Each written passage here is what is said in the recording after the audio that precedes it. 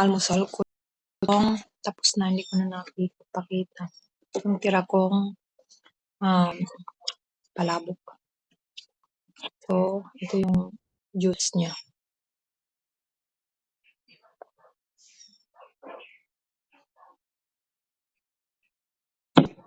Bukas na yung iba. Yan, tinunog ko siya para maligam-gam ko siya. Ay, mainit-init, pero hindi siya na mainit. Kasi sabi, maganda daw pag mainit yung sabaw ng nyog. Pero kanina ko pa pinapainit is hindi pa pala mainit sa loob. Kapal pala. Kain tayo.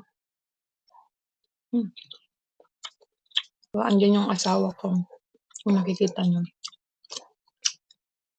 Naka-video call kami. Naliligo siya ngayon.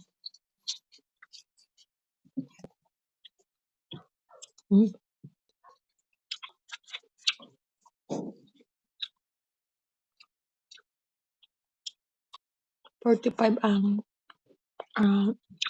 isa nito. Sabi ng asawa ko, bumili daw ako ng yung buko juice para inumin ko sa umaga.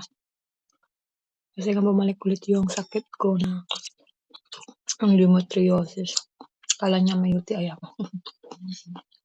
Napaka-sweet ng asawa ko.